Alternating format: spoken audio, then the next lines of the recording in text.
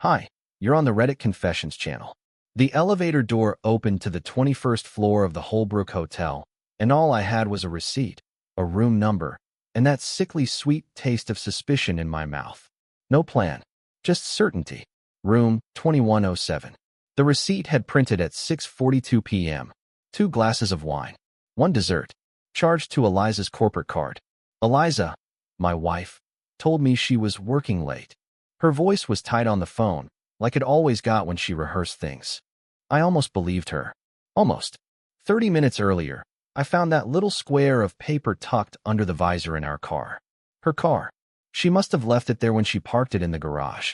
And maybe that would have meant nothing if I hadn't recognized the hotel. 2 weeks ago, I called to book a room there for our anniversary. They were fully booked for a corporate event, or so they told me. Now I was there, standing in the hallway, listening.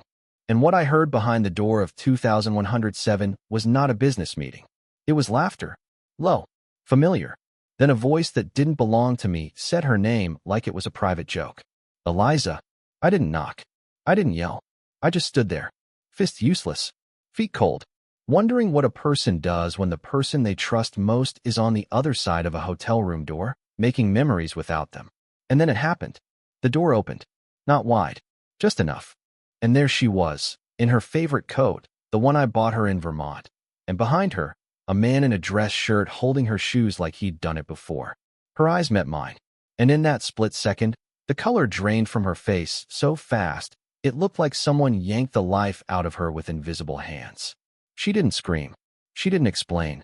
She just froze, like a ghost caught mid-haunt. And I smiled. Because for the first time in months, I finally had the truth. I don't know what I expected to happen when I stood there, watching her go pale like she'd seen a ghost. Maybe I thought she'd burst into tears. Maybe I thought she'd scream. But instead, she just stood frozen in the doorway of that hotel room, like time had slammed to a halt. Her mouth opened, but no words came out.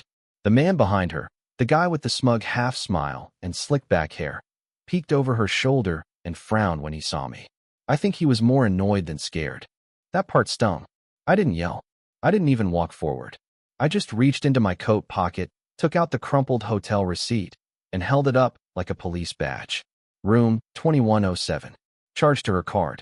I tilted my head slightly, like I was confused, like I wanted her to explain how this was part of working late. And she did what she always does when she's caught off guard. She lied. Wallace, this isn't what it looks like. It was always that line. Isn't what it looks like. Like I'd somehow misunderstood the wine glasses on the table, or the way her shoes were in his hands, or the fact that she was wrapped in the same coat I had to save up to buy her for our 5th anniversary. The guy leaned against the doorway and had the nerve to smirk. You want to come in, man, he said. Might as well hear the whole pitch. Pitch. I felt my fingers curl without permission. Not into fists, just this tight, useless grip like I was trying to hold on to the last threads of my dignity. I turned around and walked away. I didn't say a single word. I don't remember walking back to the parking garage. I don't remember driving home. I just remember standing in our kitchen 23 minutes later, staring at the refrigerator door like it could tell me what to do next. That's when the text started. First one, Wallace, please come back. We need to talk. Then, it's not what you think. Followed by, you've been distant for months. I didn't mean for this to happen. And finally, you're overreacting. Don't throw away our marriage over one mistake. Overreacting. That word snapped something in me. I had scrubbed her bathroom grout that morning. I had fixed the damn disposal. I was the one who packed her lunch every day because she said she never had time. And now I was the problem? I walked upstairs, opened the drawer where we kept spare envelopes, and grabbed one. Inside it, I placed the receipt. Then I walked into the bedroom and gently slid it under her pillow. Let her find it in the morning, right after her little meeting. Because if this was going to fall apart, I wanted her to wake up holding the proof.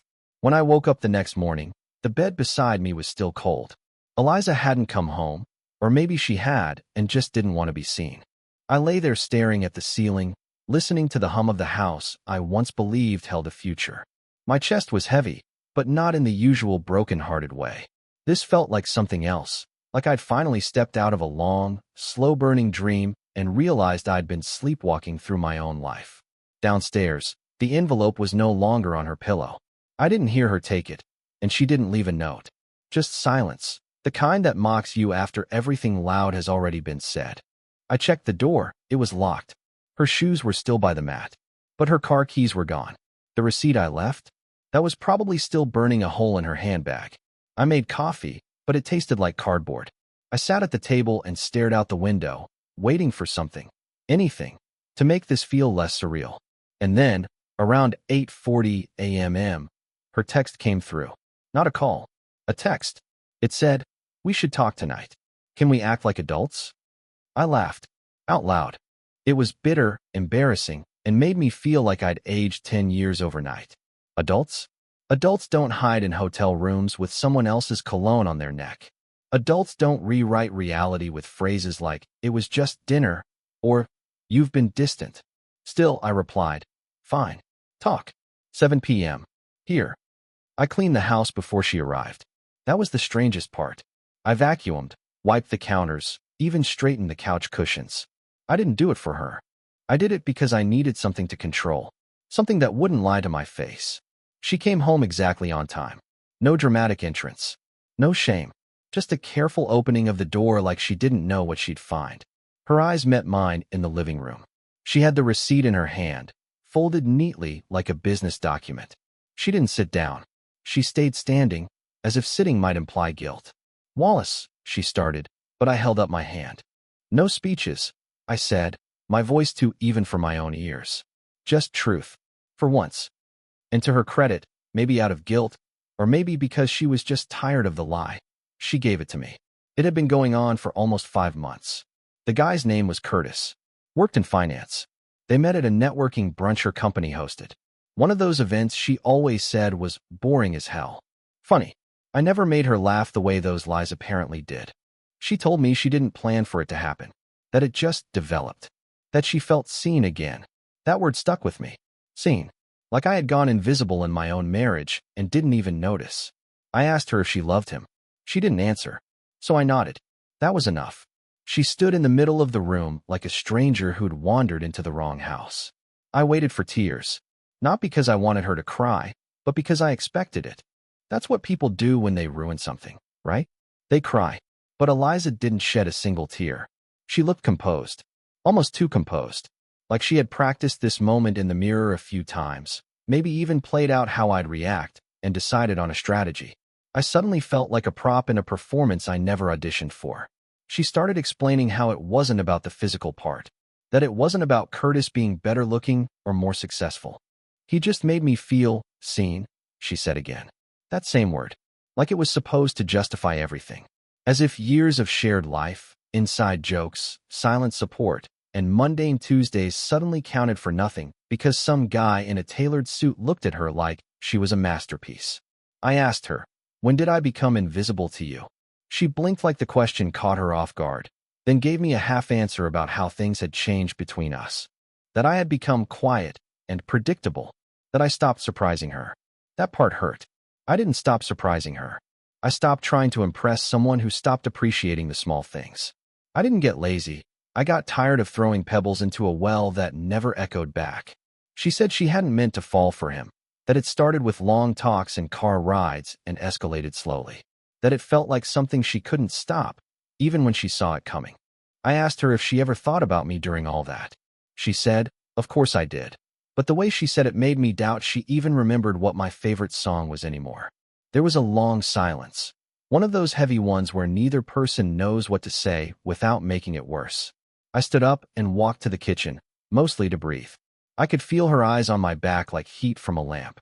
When I turned around, she was still standing in the same spot, like she was waiting for me to rescue her from her own mess. She asked if I was going to leave. I said no, not yet. That confused her. But I wasn't going to storm out like in the movies. I wasn't going to give her the dramatic exit she probably imagined. I wanted her to live in this, in the quiet house, the echo of her confession still bouncing off the walls. So I told her, "You're going to stay in the guest room. I don't care what excuse you give your friends or your Curtis. But for now, you don't get to play both sides." She didn't argue. She just nodded and walked upstairs without another word. Later that night, I heard her crying. Not loud. Not messy, just soft, muffled sobs behind a closed door. And for the first time in weeks, I slept. Not peacefully, not deeply, but I slept. Because I knew the charade was over. She stayed in the guest room, just like I told her. But even with the door shut, I could feel her presence haunting the house. Like guilt had turned her into something spectral, lingering in every hallway. I'd hear her footsteps at night, careful and light, like she didn't want to disturb me, which was ironic, considering how deeply she had already shattered everything. During the day, we moved around each other like two ghosts sharing the same grave. No eye contact, no small talk, just quiet collisions in the kitchen when we both reached for the kettle or opened the fridge at the same time. She started doing laundry again, folding towels like it was an apology. She cleaned the baseboards, which she never used to do. I guess it was her way of pretending things could return to normal, but it only made me feel worse. Like she was trying to stitch up a wound while still holding the knife. One evening, 3 days after the hotel confrontation, I came home from the hardware store and found a manila envelope on the dining table. No note, just the envelope. Inside were printed screenshots of texts between her and Curtis. She must have thought I needed more truth. What I read made my throat tighten. They had names for me. Private jokes. Little insults disguised as humor. Things like Wallace the Ghost and Houseplant Husband. Apparently, she thought it was hilarious how I always left post-it notes on the mirror to remind her of things she never cared about. One message from her read, "He still thinks we're okay. I think he believes the smell in my hair is hotel soap." And Curtis had responded with a winking emoji and something about poor guy still ironing her blouses like a 1950s sitcom husband.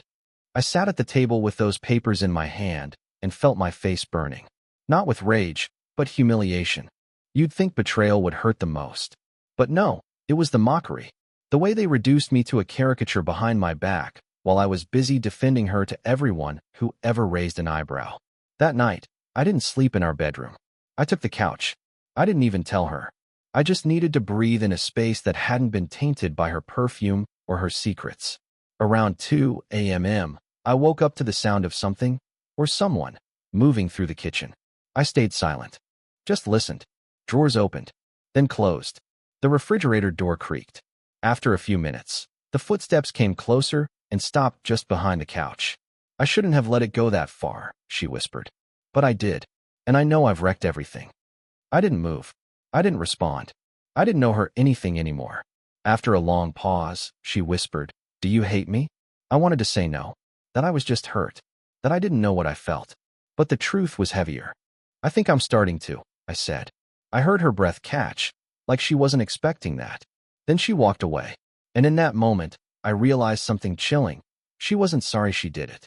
She was sorry she got caught. The next morning was the first time I saw her hesitate at the coffee machine.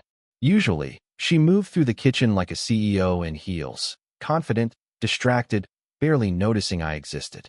But that morning, she paused before reaching for the cabinet. Her eyes flicked toward the living room where I sat, hunched over, sipping from the chipped mug she once gave me for Valentine's Day. It said my favorite person. I hadn't thrown it out, not because I still believed it, but because it felt like a fossil. A reminder that once, she meant it. She didn't say anything, just made her coffee and disappeared upstairs. That was our rhythm now. No words, just the quiet calculations of two people coexisting after everything had exploded. I didn't know if she was planning to leave, or if she was waiting for me to make the decision for both of us. The cowardice in that silence? That was the part one couldn't forgive. Around noon, I got a message from her mother. "Heard there's trouble. Please don't shut her out. Everyone makes mistakes." I nearly dropped my phone. I hadn't spoken to her mom in months, and now she was texting me like I was the one holding a wrecking ball. Did Eliza tell her everything? Or just the watered-down version? The "we're going through a rough patch" lie that makes her look wounded, not cruel? Later that day, Eliza finally broke the silence again. She knocked on the frame of the living room door like it wasn't her house too, then sat down across from me. Her voice was small when she asked, "What are we doing, Wallace?" That's what she wanted to know. What are we doing? And I told her the truth. "I don't know what you're doing," I said, "but I'm watching the person I loved become a version I can't recognize." She looked down at her hands. Her nails were chipped, which surprised me. She always kept them pristine. It was a small thing, but it reminded me that something had truly cracked. Maybe inside her. Maybe in us both. I don't know how to fix this, she whispered. I didn't reply, because the longer I sat there, the more I realized something important. It wasn't my job to fix what she broke. I had already done the forgiving. I had already given the grace. What I hadn't done, not yet, was decide what I deserved. So I stood up and walked to the bedroom. I opened the closet and pulled out the overnight bag I used on work trips. She followed me halfway down the hall, barefoot, silent. You're leaving? She asked. No, I said. I'm taking space. Because you already did. You just didn't tell me. I packed light. One change of clothes. My laptop. A few notebooks. I didn't slam doors. I didn't yell. I just walked out. And in that moment, the strange part was, I didn't feel heartbroken. I felt clear. The place I went to wasn't far. Just a modest rental I found through a coworker who was out of town for a few weeks. He offered it to me without asking too many questions, and I didn't offer much in return. I told him I needed a quiet space, and he left the keys in a planter by the door. No questions, no judgment. That was the best kind of kindness. The first night away felt like standing in the eye of a storm. Calm, but with the awareness that chaos still circled just outside. I sat on the edge of a bed that wasn't mine, in a room that didn't smell like us, staring at the ceiling and wondering how many times I had ignored my instincts for the sake of peace. Eliza used to joke that I'd rather apologize than argue. She said it like it was a compliment, but I see now it was more like a warning, that I was the kind of man who could be walked around, and she took the scenic route. I didn't text her. I didn't ask how she was doing or whether she was sleeping, but I checked my phone more times than I care to admit, waiting for a message that didn't come. She had always been the one to reach out first, even when she was in the wrong. Maybe this time she wanted me to stew in it. Maybe she was too busy figuring out whether she regretted what she did or just regretted getting caught. The next morning, I made coffee in an unfamiliar kitchen and sat at the window watching strangers walk their dogs. It felt weirdly comforting to be surrounded by lives that had nothing to do with mine. People who didn't know my name, who weren't silently blaming me for making things complicated. That's what this had become, my fault somehow. I'd already seen her social media carefully curated to reflect nothing but neutral, polished updates. Posts like, working on myself lately. Growth is uncomfortable but necessary. She hadn't blocked me, but she hadn't messaged either. It was as if I'd already been edited out of the narrative. That afternoon, I got a call from our mutual friend Jessa. She wasn't close to me, always more aligned with Eliza, but she sounded cautious. Hesitant. I wasn't going to say anything, she began. But I thought you should know. She's still seeing him. Curtis. The words didn't knock the wind out of me. They landed with a dull thud, like hearing about a storm long after it had passed. I thanked her and hung up. That was it. No drama. No rage. Just a quiet clarity. I stared at the wall for a long time after that. I kept replaying all the nights I stayed up to make sure she got home safe, all the times I texted to remind her to eat lunch, to take a break, to rest. I remembered one morning when she forgot her umbrella, and I drove 20 minutes through traffic just to hand it to her before a meeting. She didn't even look up from her phone when she took it. Back then, I thought love was about showing up, again and again, even when the other person forgets to thank you. But now I see love without respect is just quiet servitude. And I was done serving someone who no longer saw me. That night, I did something I hadn't done in a long time. I opened my laptop, created a new document, and titled it Exit Plan. Not revenge, not punishment, just the first step towards something that belonged only to me. 3 weeks later, I returned to the house one last time. Not to make amends, not to reopen wounds, but to gather what still belonged to me. The walls felt smaller than I remembered, the air heavier. Funny how space changes once truth lives in it. Eliza wasn't home. She had offered to be out while I packed, and I accepted without hesitation. I didn't want another conversation. We'd said everything we needed to. I moved through each room slowly, not because I was stalling, but because I wanted to make peace with every piece of my old life. I packed my books, my sweaters, the old guitar I never learned to play. In the closet, I found a shoebox filled with old photos of us, vacations, birthdays, Sunday mornings on the couch. I didn't take them. They belonged to a version of me I no longer was, and to a version of her I couldn't unknow. Before I left, I wrote a note and left it on the kitchen counter. I didn't write it to hurt her. I wrote it to finish what needed finishing. This house was never broken. We were. I'm not angry. I'm not bitter. I'm just choosing something better than being invisible. I hope someday you understand that. I locked the door behind me, not with a slam, but with a quiet finality. There was no cinematic ending, no dramatic music playing in my head. Just silence. Peaceful, earned silence. Since then, I've moved into a smaller place across town. It's not much, but it's mine. I wake up early. I walk to the coffee shop on the corner. I started writing again, not emails or lists, but real things. Thoughts. Ideas. I even joined a support group for men rebuilding after betrayal. It turns out I'm not the only one who loved too quietly. Some nights, I think about her. Not with hatred, just with clarity. She taught me something I didn't want to learn. That loyalty, without mutual effort, will drain you dry. But I'm grateful now. Because in her absence, I found someone I'd long forgotten. Me. And for the first time in a long time, that's enough. Have you ever walked away from something that looked perfect on the outside, but was empty inside? Tell me in the comments what moment hit you the hardest. And don't forget to subscribe to Reddit Confessions, where real stories find real voices.